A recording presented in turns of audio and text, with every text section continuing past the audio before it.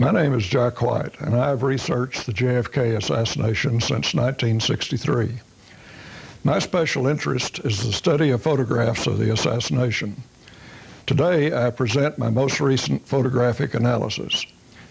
It proves that the most famous evidence of the assassination, the 8mm movie taken by Abraham Zapruder at noon in Dealey Plaza 35 years ago, has been altered and parts of it fabricated. What has been called the time clock of the assassination now cannot be of any value in that regard. What has been used by government commissions and researchers alike to determine wounds, shots, and actions in the presidential motorcade is totally unreliable as evidence. Millions of dollars are being sought from taxpayers for the so-called camera original, although it can now be proved that it is not the original at all. Yes, the film in the National Archives is not the camera original. It is a fake and a fabrication. It has been called the film of the century. I call it the hoax of the century. Let me explain. But before we start, let's play a short segment of relevant videotape featuring assassination witness Jean Hill. I jumped out in the street and yelled, and started yelling at him, "Hey, Mr. President, look this way, we want to take your picture." I jumped out in the street. I jumped out in the street. I jumped out in the street. Remember what Jean said, because it plays an important part in my analysis of the Zapruder film. You've seen it 100 times, the film of the assassination of President John Fitzgerald Kennedy, the young president on Elm Street, waving at friendly crowds. Suddenly, a shot rings out, and the president comes from behind a freeway sign. His hands go to his throat in distress. In the jump seat ahead of him sits John Connally, his right hand grasping his Stetson hat, until in frame 238, the governor's cheeks puff out and his right shoulder collapses as he is hit. Governor Connally screams out, "My God, they're going to kill us all." Mrs. Kennedy looks at her husband in stunned disbelief, and her left hand grasps his wrist. The gravely wounded Connally turns to look directly at the president. The president begins to slump forward and to his left, and his wife bends to look in his face. Her face is close to his, and her arm is across his chest. Her left hand is on his right shoulder when suddenly the president's head explodes just inches from her head. The next frame reveals a massive exit wound of the right temple and forehead. Then a strange thing happens. The bright white frontal head exit wound begins to move around and change size and change shape as he falls toward his wife's lap. The entire forehead is shown to be missing, leaving nothing but a stump of head and a bright white blob where his forehead was. Back in the 70s, in my slide lectures, I began questioning the authenticity of these head wounds. My audiences agreed that these head wounds were very strange, especially since all other evidence indicated that the president's face was undamaged. I began wondering whether the Zapruder film was authentic. Do the selected Zapruder frames I have just shown depict what really happened? After more than a year of recent study, I can now say positively that the Zapruder film, the film of the century, can be proved to be the hoax of the century. The obviously phony head wound had initiated my interest in fabrication of the film, but my research really started to accelerate in the summer of 1998 when my friend Robert Groden invited me to attend the filming in Dealey Plaza of a Turner television documentary where he was serving as a consultant. My camera and I went to the plaza, where I introduced myself to two styrofoam figures representing JFK and Connally sitting in an exact replica of the motorcade limousine. Connecting the president and the governor was a yellow rod which represented the single bullet theory. The limo was placed by professional surveyors in the exact Elm Street location determined by frame 313. This is very important to proving the film is faked. I was able to photograph the 313 limousine position from many important locations, such as Orville Nix's, and from the place where Mary Moorman is shown to be standing in the Zapruder film. Most importantly, I was able to photograph the limo, which is owned by Dallas tour operator Paul Crute, from the exact place on the pedestal where the Zapruder camera was located. Let me repeat that. Same limo, same 313 location, same Z camera location. All essential to this study, as you will see. But now, let's go back to the Crute limo as seen from the same place on the Dealey grass where Mary is seen in the Z film. Examining this slide, I discovered that the background differed significantly from the actual Moorman photo.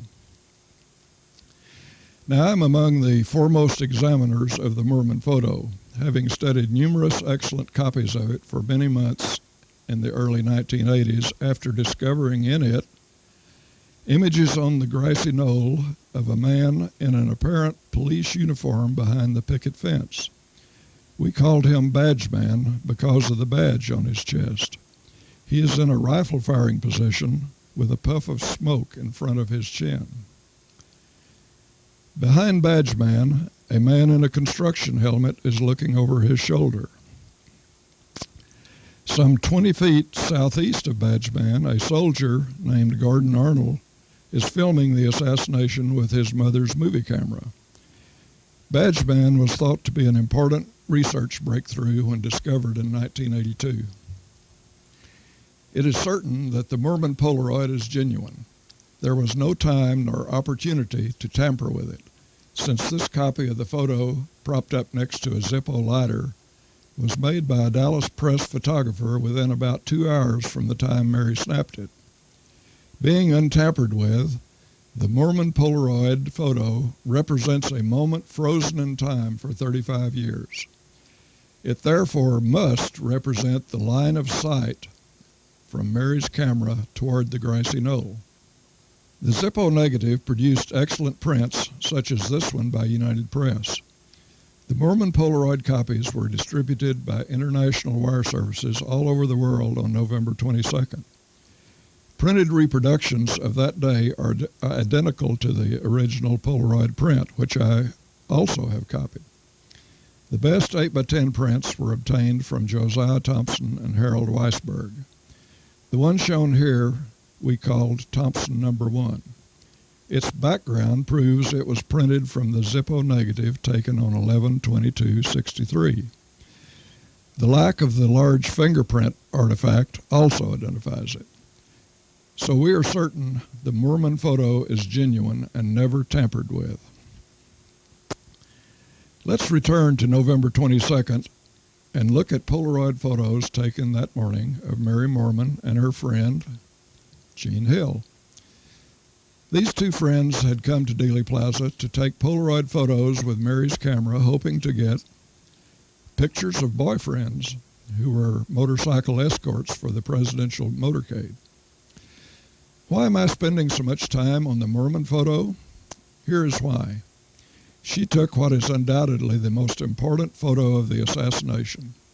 Suspiciously, her photo was not entered in evidence nor published by the Warren Commission. Neither was she called to testify by the commission. Why? Because her photo and testimony were dangerous to the official conclusion of a lone nut assassin. First, her photo showed the image of Badge Man firing a frontal shot. Also, it may contain other images, such as a gunman in the acoustics position behind the fence, and perhaps a piece of skull flying from the rear of the head. My recent computer enhancement of JFK's right shoulder shows something in the air over his right shoulder, which is not part of the coat. But more importantly, the Mormon photo provides absolute proof of alteration of the Zapruder movie. It is proof which anyone can replicate when you know what to look for. And Mary's friend Jean Hill, as well as helping Mary take the photos, also provides very important information which helps the Mormon photo prove that the Z film is false, as I will show. Jean has always said she and Mary stepped into the street to take the photo, and she has always claimed that the commission changed her testimony to merely near the street. I've already shown you a video of Jean saying that she and Mary stepped into the street to take the photo. And here is a page from Jean's book which tells the same story, which she has not changed in 35 years. Notice that she writes that she stepped into the street and said, "Hey, Mr. President, look over here. We want to take your picture." As you may know, the Zapruder film shows both Jean and Mary on the grass, about 2 feet south of the curb. Mary is seen here in the black coat taking her photo. Jean and Mary are clearly not in the street as they insisted. With these anomalies in mind, in August I began trying to resolve the differences between Mormon and Zapruder. Here you see the original Mormon photo again, uncropped. In the upper right corner of the photo, in the red oval, we see Mr. Zapruder and Marilyn Sitzman on the pergola pedestal. Here is an enlargement of Mr. Z and his secretary on the pedestal. Notice that Zapruder seems startled, his knees bent, and the camera perhaps lowered. When I made a giant enlargement of this on my computer screen, I immediately saw something important I had never noticed before. I noticed that the southwest vertical edge of the pedestal exactly lined up with the northwest vertical edge of the pergola window, some 35 feet behind the pedestal. Furthermore, the top edge of the pedestal exactly lined up horizontally with the bottom edge of the same window. Thus, the lines A and B of the window and lines C and D of the pedestal join to form a perfect cross, an ideal reference point for finding the exact line of sight of Mormon's camera. Find the cross, and you have the Mormon line of sight. The lens of Mormon's Polaroid camera must be somewhere along this line. The Mormon line of sight must line up the pedestal with the window as shown. Any other line of sight will not result in this lineup. Using this visual cross as a reference, I knew I could establish the exact viewpoint from which the Mormon picture was taken. Notice that I do not say location. This is merely a line of sight on which the camera lens must be located. Here is a plat of Dealey Plaza showing the line of sight between the cross and Mormon's position. And you can see that it confirms my observation. The camera has to be somewhere on this line. But remember, I had taken a photo of the Crute limousine from the presumed Mormon location shown in the Z film, and it did not match this cross alignment. So I decided to find the true line of sight and take measurements. I went to the plaza with an 8-foot pole marked in 1-foot segments. Robert Groden kindly assisted me by taking photos which would give me an exact scale of many locations, both vertically and horizontally. While doing this, I decided to locate the cross I have mentioned. I found the cross lineup approximately 8 feet west of the position where Mormon is shown in the Zapruder film. Note my 8-foot measuring rod on the curb. Remembering this location, I scanned into my computer one of my slides and created this white cross where the line of sight is across the street. It has a vertical line representing the exact side-to-side line of sight and a white crossbar representing the exact height of the camera lens off the ground. The red dot represents the exact line of sight that the camera lens had to be on for the Mormon photo to capture the reference point of the cross across the street. I then put this new information to work. Remember the photo of the Crute limo at the frame 313 position? Since the limo provided an exact scale and position, I decided to overlay a Z-frame showing Mary Mormon's position onto the Crute limo. Because frame 313 is blurry and Mormon is only barely seen, I decided to use frame 312, in which Mary is clearly seen for the last time. The use of 312 instead of 313 actually makes for an even greater distance east for Mary, as I have drawn in blue here. So the fact I'm comparing frame 312 to the 313 limo position actually strengthens my conclusions. Overlaying frame 312 onto the Crute limo to precise scale, I obtained exact fit of the two limos. Notice that this places Mormon about 4 feet northwest of the present-day lamppost, exactly where she is shown in the Zapruder film and map placements. This Z overlay over the present-day scene gives us an accurate reference for comparison. But wait, remember my white cross? It is about 8 feet west of where Mary is seen in this composite. Mormon's photo can only be taken from the side-to-side location of my white cross. Here I have overlaid the photo of the white cross onto the previous composite. This slide shows the alleged position of Mormon in the Zapruder film, along with the actual line of sight where her photo had to be taken, the white cross with the red dot. You can see that they do not match. Up to now, I had been working only with approximations to the nearest foot.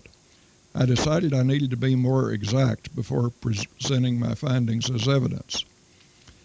Knowing that Mary Mormon's height was 5'2", I prepared a stick of that length with enough at the bottom to drive it into the ground. Looking past the stick across Elm Street and locating the cross formed by the window and the pedestal, I drove the stick into the soft ground till its top was at 5'2". When I located the reference cross on the knoll, I taped red paper at that spot on my stick. As you can see, the red mark on the stick exactly coincides with the reference cross on the knoll. This has to be the exact line of sight of the Mormon photo. But wait, if Mary is standing where she is seen in the Zapruder film, 2 feet back from the curb, the lens is found by my tape measure to be only 44.5 inches off the ground, or 17.5 inches below the top of her head.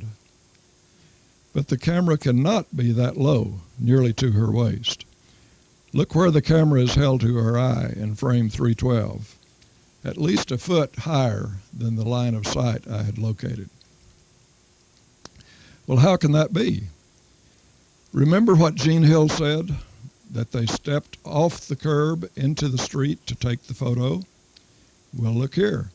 The ground slopes sharply several inches toward the street, and the street in 1963 was at least 8 inches lower than where Mormon and Hill are seen in the Z film. Using my cane to demonstrate, I showed that the street was about a foot lower than the grass where Mormon and Hill were alleged to be standing. A foot lower is just the right amount to lower Mary to the correct line of sight to locate the reference cross on the knoll in the camera viewfinder. And the street pavement in 1963 was more than 3 inches lower than today, as revealed by repaving layers of asphalt at storm sewer openings, which made the street even lower in 1963. Two researchers from New York, Peter and Perrine McKenna, who came to the plaza to take some measurements, assisted me with these photos. Peter took this picture of me and his wife from the pedestal. Here you see Perrine and me with the Mormon stick. Perrine is 5'5" and is standing 2 feet back from the curb for comparison with the 5'2" Mormon height. The red spot on the stick represents the exact position of the camera to be on the correct line of sight to the pergola reference cross. Here I have overlaid the previous photo over the composite of the limousine and frame 312, so you can see where Moorman had to be standing on November 22nd to have the correct line of sight. She had to be where the stick is. Anyone can go to the plaza and determine this. We precisely represent Mary at 62 inches, me at 72 inches, and Perrine at 65 inches. The limo is the correct size and location, so this is an accurate representation of Mary's false Zapruder location and the true Moorman photo horizontal location, though not the correct vertical location. Notice that the 5'2" Moorman is nearly as tall as I am and appears taller than the 5'5" Perrine. She obviously is enlarged compared to reality. Here I have added yellow spots to represent the camera lens. In the Z frame at left, we see the camera held to the eye of Mary Moorman. But at the right, we see a spot at the only actual location of the line of sight that the photo could be taken, and it is about a foot lower. She cannot take the photo standing on the grass, so she must be about a foot lower in the street to be on the correct line of sight. From the foregoing study, I have concluded that Z-frame 312 cannot be a depiction of the true location of Mary Moorman when she snapped her photo.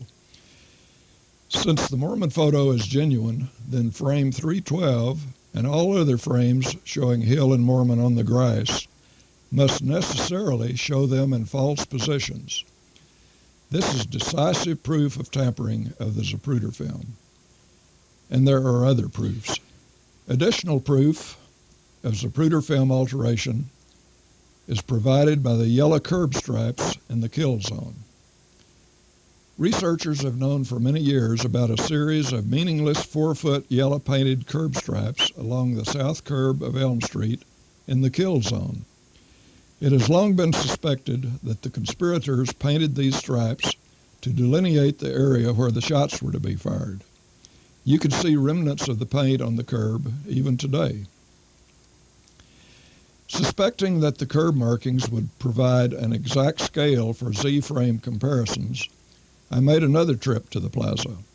I took along strips of orange paper to accent the exact locations of the stripes so I could photograph them from the pedestal. Here you see the exact position of the easternmost stripe. Here are the two other stripes west of the first one. They are all approximately 40 feet apart. I asked Robin Deloria, a New York researcher who had been helping me make computer composites for this presentation, to combine the two curb photos into a panoramic view. Here is the resulting panorama with the locations of the yellow stripes marked for easier reference. Remember, this panoramic view was photographed from the Zapruder pedestal. These markings have long been known. Here is a Dealey Plaza plat drawn by Robert Cutler in the 1970s, which clearly and accurately locates the yellow stripes. I have highlighted them and drawn lines to them from the Zapruder pedestal as part of my study. I then looked at the film for all the Z-frames, which show the yellow curb stripes. Quite a few frames show the stripes, but I selected this one as the perfect comparison frame since it shows a complete yellow stripe clearly and sharply. The frame you see here, labeled 355, is from the new MPI version. Unfortunately, some MPI frames are misnumbered at several points after the headshot, so cannot be relied on, but I will not attempt to correct their errors here. I have pointed to the stripe here with yellow lines. It is easily seen that knowing the location and length of the stripe provides an exact scale for comparison by overlaying the Z-frame on the present-day view. Here, vertical lines have been added so that the two yellow stripes could be scaled to the exact same size. You can see from the lines and dots that the scale is the same. When the full frame of 355 is overlaid onto the present scene of the yellow stripes, we see that the scale of the Zapruder frame is much too large. It shows grass overlapping the area where the pavement of Main Street should be seen, as I have indicated with lines and type. This overlap can be calculated to be approximately 130% enlargement in order to extend that high, measuring from the curb to the top of the frame. When we superimpose a ghosted frame 355 onto the Dealey panorama, using the yellow stripe for position, we can easily see that a very tall James Altgens towers over the scene shooting photographs. I suspect that the curb was used as a convenient dividing line by the animation workers. The areas above the curb seem to be enlarged and moved around selectively.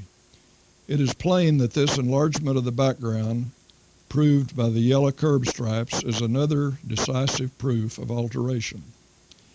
And there is more.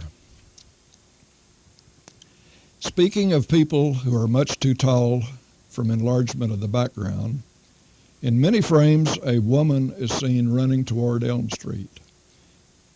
If the Zapruder film is authentic, she can be shown to be approaching 7 feet tall. Here we see the running woman in the background, while Mary Moorman is taking a photo in frame 312. By pure coincidence, the position of the running woman in frame 312 is in an exact location which enables us to determine her height in the Zapruder film. The present-day lampposts in Dealey Plaza, both by my measurement and confirmation of the Dallas Park Department, are exactly 14 feet tall.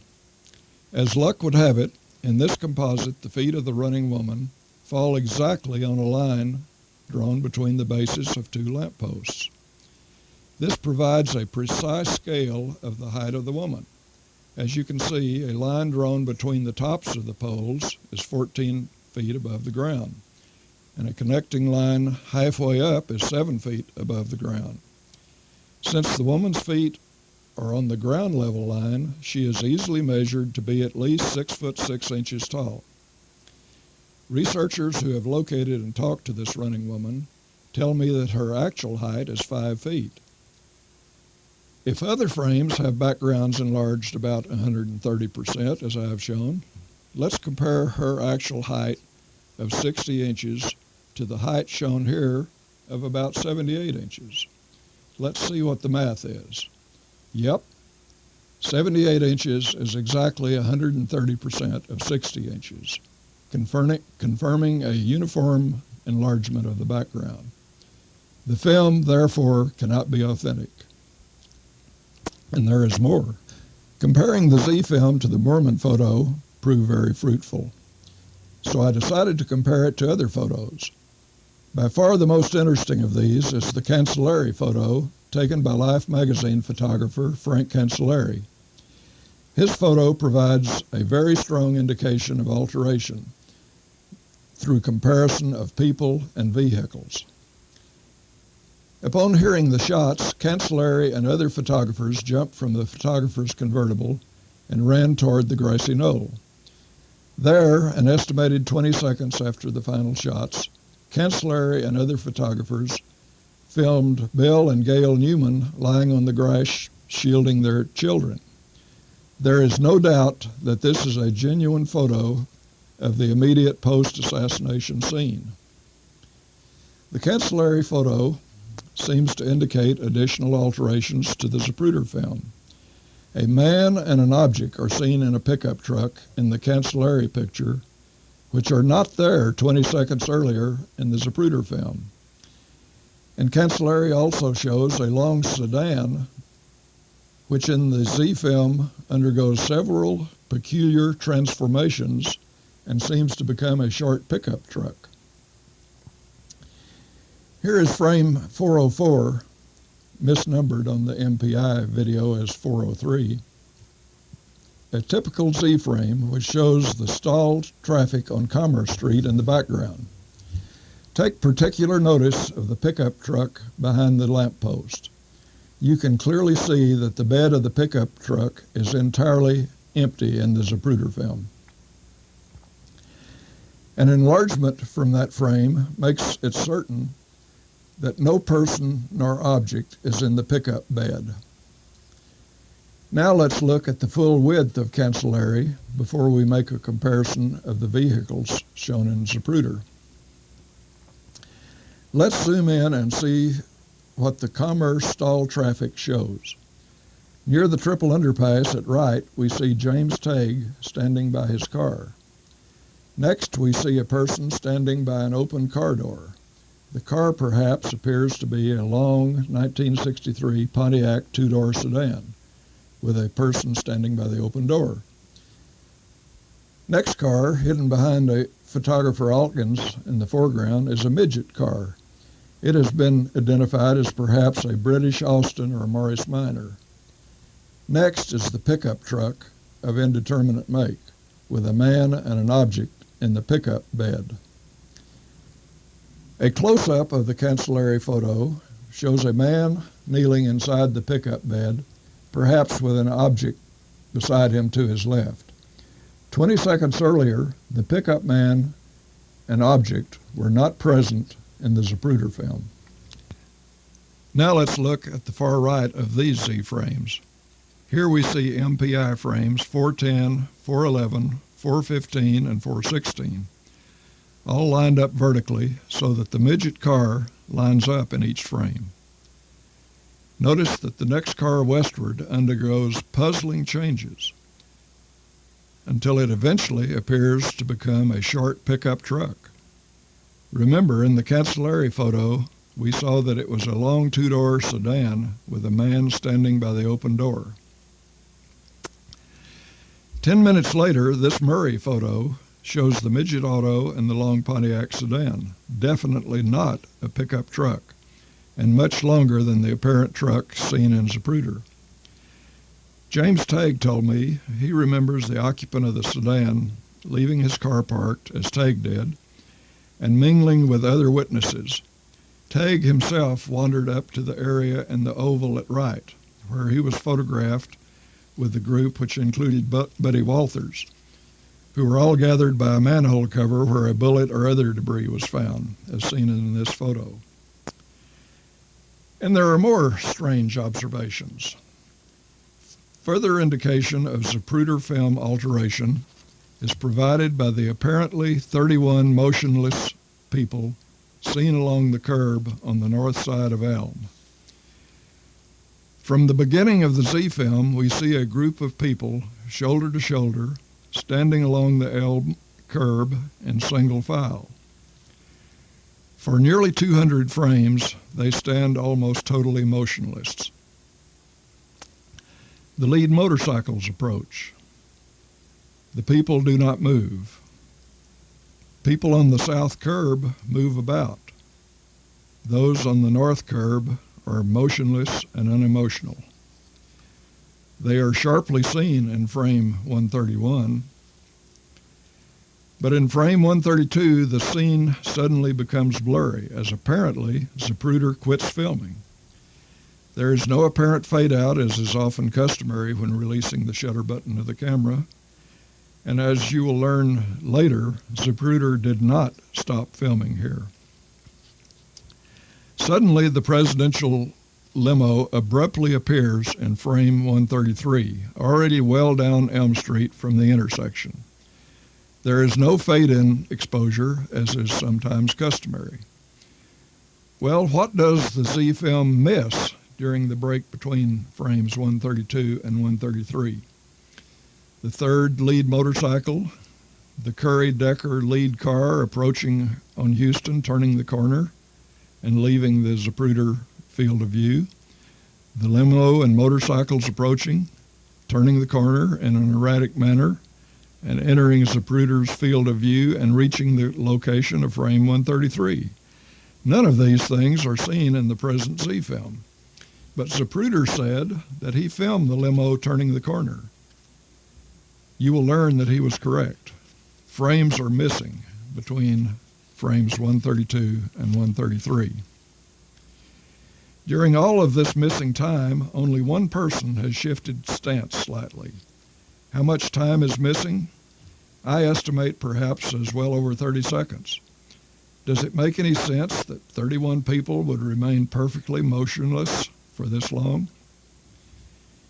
When the president comes into view, it seems natural that spectators should turn toward him, clap, wave, or show some emotion, but they stand motionless.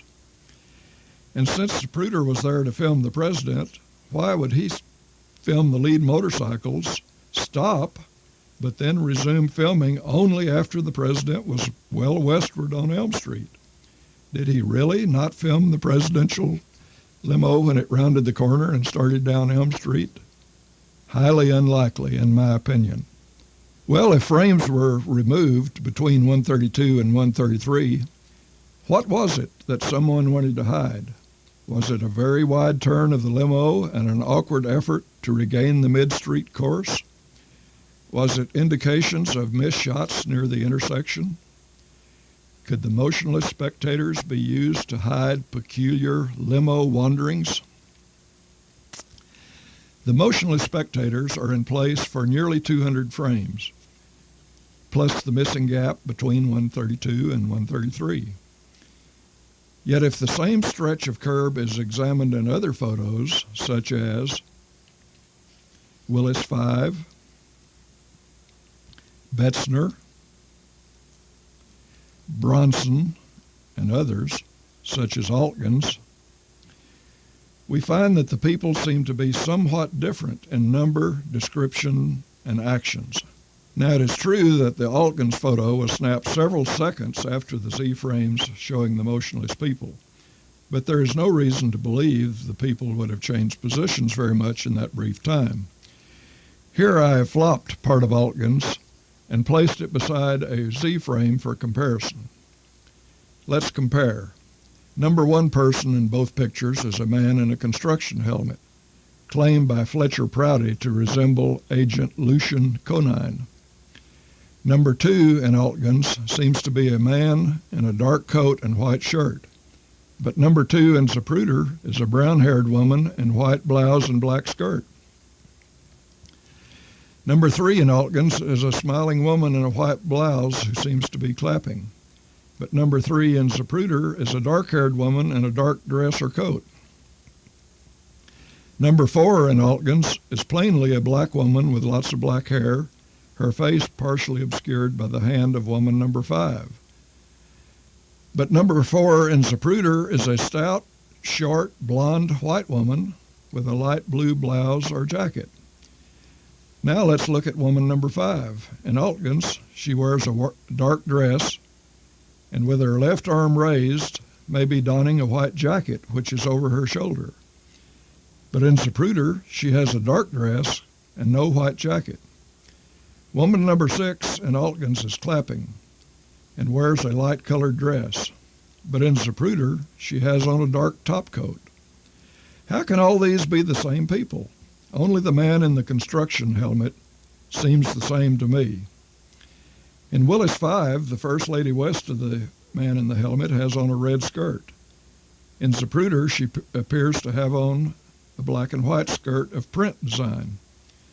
Additional comparisons with all photos should be made to find any other discrepancies. For instance, a close-up from the Bronson slide shows the same five women closest to the Stemmon sign that are seen in Zapruder and at approximately the same time. Here you see an extreme enlargement of the Bronson women. I have numbered them for easy reference, 1 through 5, from west to east. Note that the limousine is just passing them. Here I have flopped Z-frame 183 showing the same five women so that they can be numbered west to east for comparison with the Bronson ladies. Note that the limo is just about even with them. Both photos are exposed at nearly the same moment, within a second or two. Notice the following. Lady 1 has a blue headscarf and dark topcoat in both Zapruder and Bronson. No apparent discrepancy. Lady 2 has a dark blue dress and is clapping hands in front of her chest. No apparent discrepancy. Lady 3 in Zapruder has a maroon or blue hip-length jacket and a light skirt, and her hands are at her side, possibly holding a purse. In Bronson, this woman has a bulky, long black topcoat and is waving her right hand above her head. Her flesh tones are much darker than ladies 2 and 5, raising ethnic possibilities. Lady 4 in Zapruder has a maroon or pink blouse and a dark blue skirt, and her hands are down in front of her. In Bronson, her clothing is similar, but she is waving vigorously, her right arm extended high. Her arm appears to be bare or with lighter or yellow sleeve. Lady 5 in Zapruder is in an all-pink dress and clutches a purse under her left arm. In Bronson, Lady 5 is very puzzling to analyze. Instead of the pink dress and purse seen in Zapruder, she has on a gold-colored dress and no purse is seen. She also appears to be wearing a blue sweater or jacket and waving her right hand high in the air. But additional analysis shows the alternate possibility that the blue jacket or shirt could perhaps belong to a waving person whose face is not seen, standing very close immediately behind the number 5 lady. Either way, Bronson Lady 5 seems different than the Zapruder lady. Her dress is a different color, and she possibly may be wearing a blue sweater, or a person with a blue shirt or sweater may be standing behind her. But no blue-shirted person can be seen waving behind her in Zapruder, and the pink dress Zapruder lady lacks a blue sweater. Many other comparisons such as these can be made. My conclusion is that the 31 motionless curb people may result from alteration of the film. The same group seems to have been repeated frame after frame. I have presented just a few anomalies.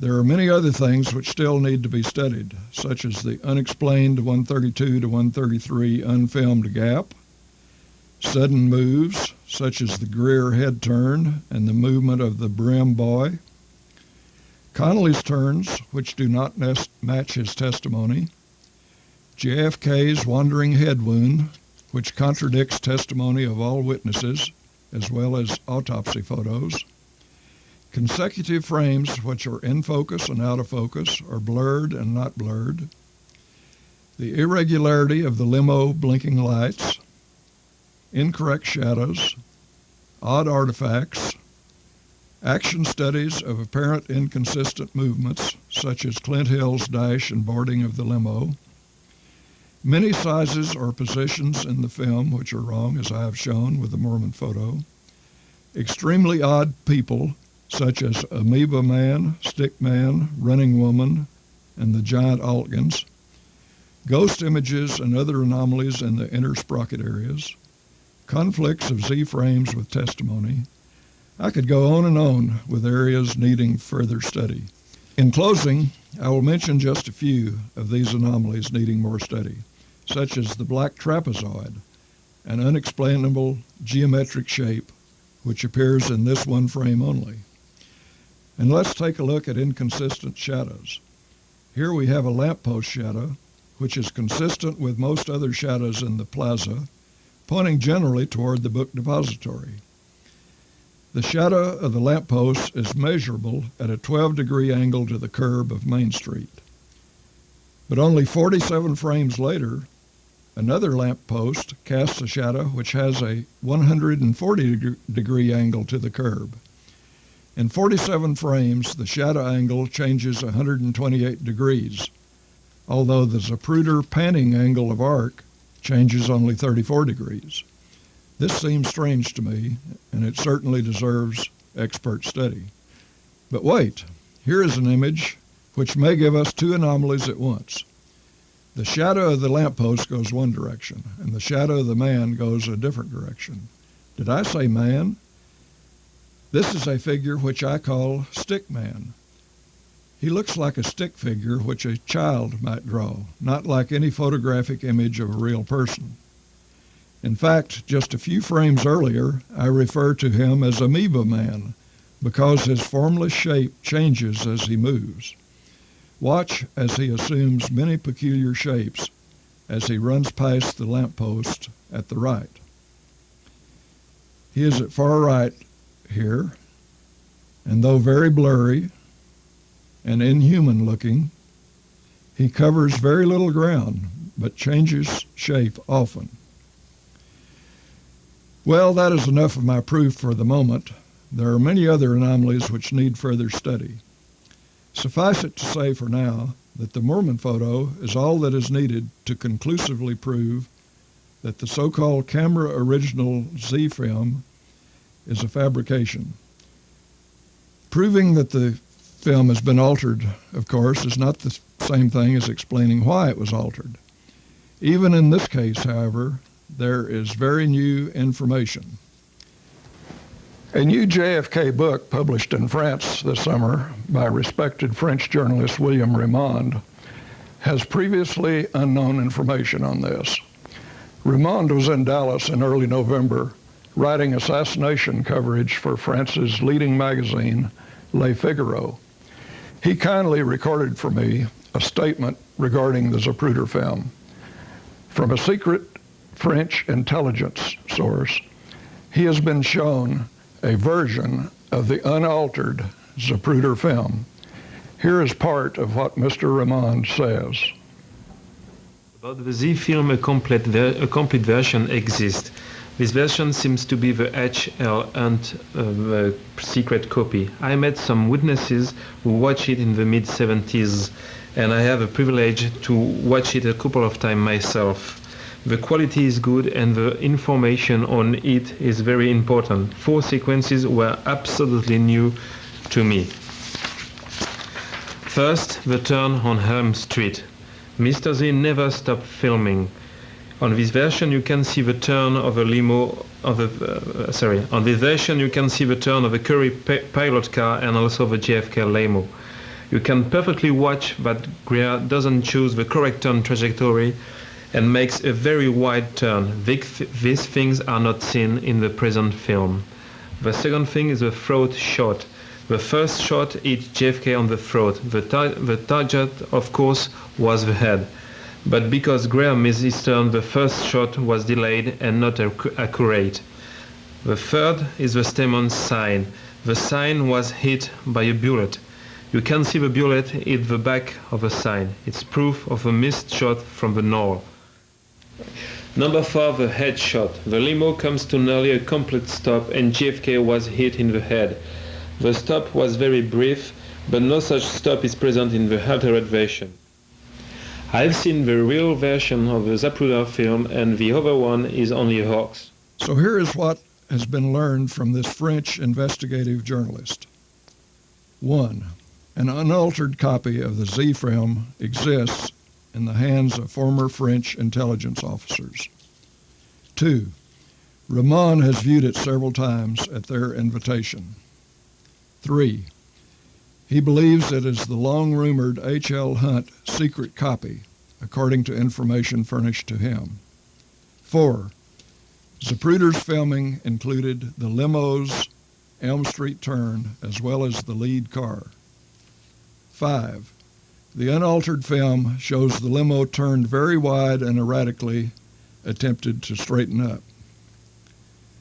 6. The erratic wide turn spoiled the aim of the crossfire teams, causing the throat shot and other missed shots.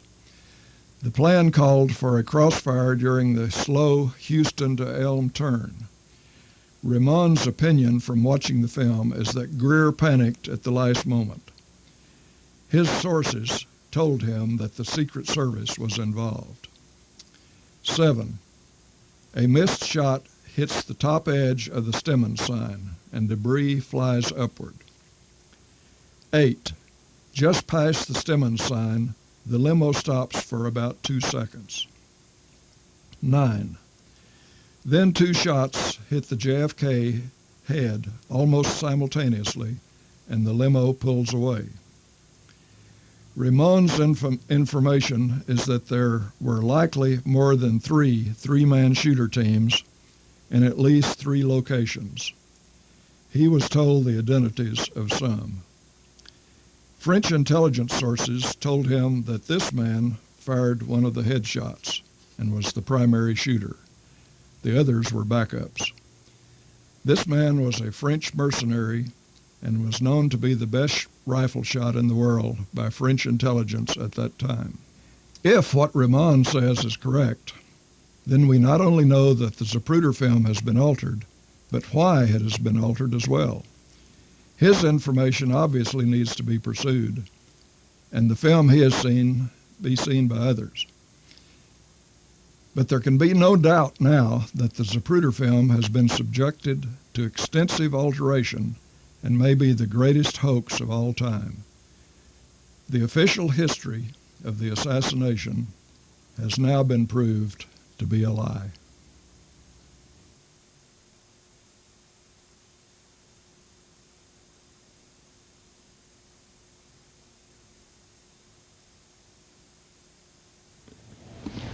I'm Jim Mars, and I am here today interviewing Mr. William Reymond, a 29-year-old freelance journalist from Paris, France. William has said that he has seen an unedited, unaltered version of the famous Zapruder film. William, when did you first become aware that the film that you were to see was not the same film that was being shown to the American public? In fact, 3 years ago, by chance, just after a discussion with a friend of mine who was a soldier of fortune and a mercenary, and he talked about the JFK assassination, and he said, you have a film, I see a film, and on this film you can perfectly watch the headshot, for example. I was very impressed by the headshot. And he said the limo stopped and JFK was hit twice on the head, and that was perfect. And you knew that that isn't what you had seen on the Zapruder film? On the first time, I don't realize that, because I was not involved on the investigation, but I met 2 or 3 more witnesses about a French organization, a far-right organization. The name is High-Tech. Mm-hmm. And High-Tech is spelled ETEC. Yeah. Okay. And this guy tell me the same story about the film. And one of these guys one day mentioned the turn on Helm. Mm-hmm. And I say, wait a minute. On the Zapruder film, you can watch the turn on Helm. There's no turn. And at this moment, I understood that another film, another version exists. So how many of these people, were there 2 or 3 that you talked with who had seen this other film? Yeah, I talked with 3 people. 3 people. 3 people, yeah. The first man that you met that talked about this film, was he a member of French intelligence or some French agency? Yeah, he was a member of French intelligence, and in fact, High-Tech was a very special group with some people from agencies, some people from terrorists, and some people from the drug system, like Christian David, for example. Christian David was a member of High-Tech too, and I suppose he watched the film and he learned a lot of things about the assassination. So Christian David was a member of this High-Tech organization, and you think that that's where he may have seen this unaltered film of the assassination, which gave him what appeared to be insider information? Yeah, perfectly. Yeah. Oh, very interesting. And then from this man, you actually met the man who possessed the film. Yeah, I met the owner of this film. He was an ex-leader of a far right in France during the 60s and the beginning of the 70s. Mm-hmm. And he had a perfect copy of the original version, and now a little bit afraid about that. Well, why is he hesitant to come forward with the film now? He was afraid because I think he knew some people was involved in the assassination, of the JFK assassination. And he told me how he obtained the film, and it seems to be one of a copy of Lafayette Hunt film, H.L. Hunt film. And now I have some information that Hunt, just maybe 2 or 3 hours after the assassination, buy to Abraham Zapruder a copy of a film. So what you're saying is that 2 or 3 hours after the assassination of President Kennedy, Dallas oil man H.L. Hunt purchased a copy of the unaltered original Zapruder film from Abraham Zapruder. Yeah, yeah. And that's where the copies that you have seen came from. Yeah. I see. You know, a few years ago there was quite a little stir in the media here in the United States about these 3 Frenchmen that were identified as possibly being the assassins of President Kennedy. I think that was Michael Victor Mertz, Christian David, and Michael Roux. From your information, were any one of these men involved in the assassination? Yeah, you have Michel Roux was not involved in the assassination. Michel Roux was in Fort Worth in November, but he was not involved in the assassination. I found the name of the alibi of Michel Roux during his stay in Dallas and Fort Worth, but he was not involved. But Michel Merst was in Dallas, not really involved, made just for watch out another French group who was involved, and I suppose you know the Tramps. Mm-hmm.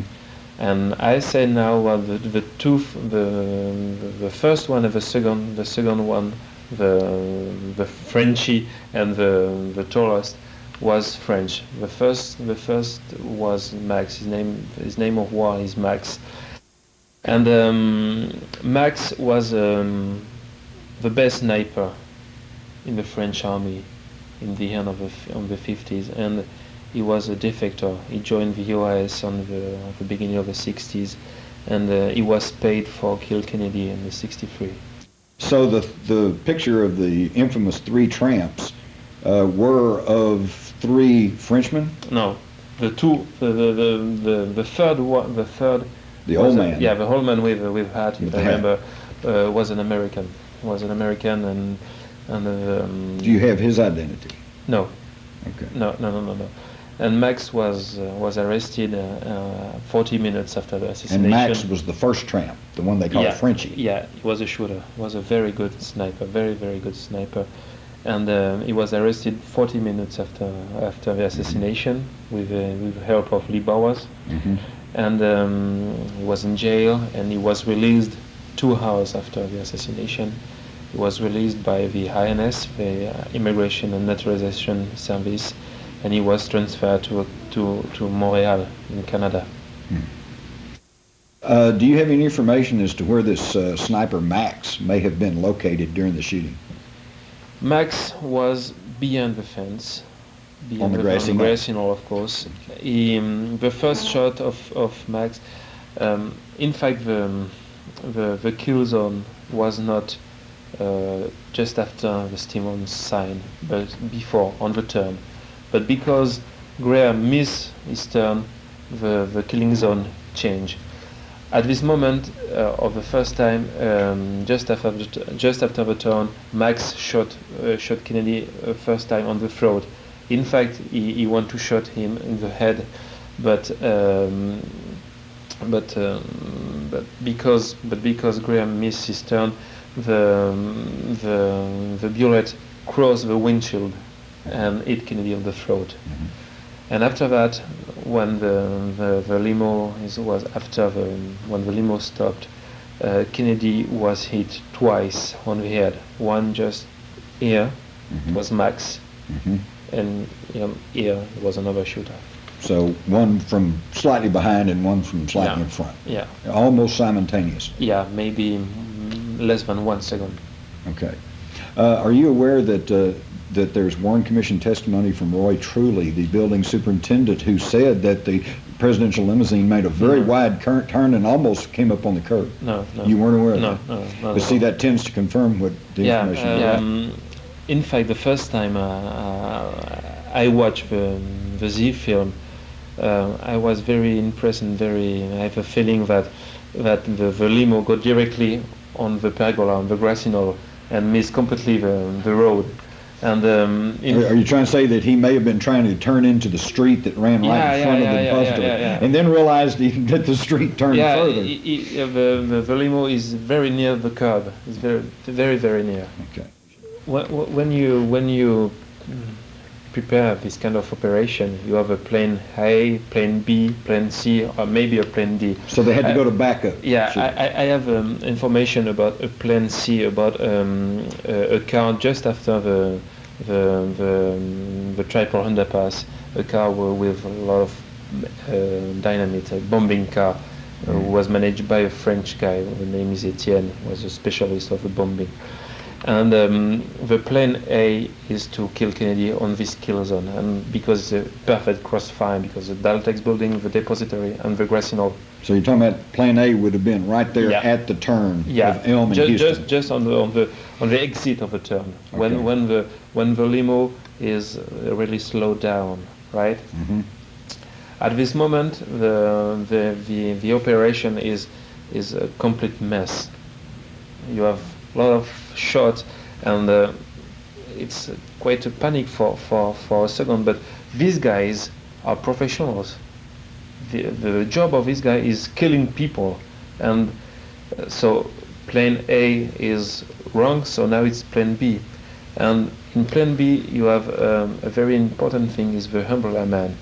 I say that the umbrella man exists not for the shooters, but for the driver, because all the team of shooters have some radio contacts, but the Bill Greer don't have this kind of information, and for him the only information is visual information. And when he just see the umbrella, he knew that the plan A is wrong, and now it's plan B, and plan B he need to stop the limo for 2 seconds. And that's when the brake lights came on and the car and slowed. at this moment Kennedy was hit. Well, now there's always been a controversy over whether or not the car actually came to a stop, or if it just slowed, and then picked up speed. What did you see on this? What you say is the original Zapruder film? On the original film, you can see a complete stop of a limo. Came to a complete stop. For a short time, maybe 2 seconds. The limo goes slow down, stopped, and go away. Then goes. There's also been some discussion by people and some idea that perhaps one of the bullets fired struck the Stemmons Freeway sign, which of course turned up missing and nobody's ever seen it again. Was there any information, did you have seen anything in the film that confirm or deny that? Yeah, because Graham missed his turn, one of the shot hit the Stemmons sign. And you could see it on the film? Yeah, you can see something, I don't know the right word, something poof, on the... Ricocheting? Yeah. Mm-hmm. on the sign. Something flew off of the sign. Yeah, flew off of the sign. Yeah. Interesting. And so, based on what you saw in the film, based on your study, how many shots overall would you say were fired in Dealey Plaza? Less, 8 or 9. Less. 8 or 9. Yeah. Okay. Do you plan to try to bring this film to the public? I try. The problem is not a question of money, because I think it's very important to public to show this film is the best evidence. Case closed. Thank you. You're welcome.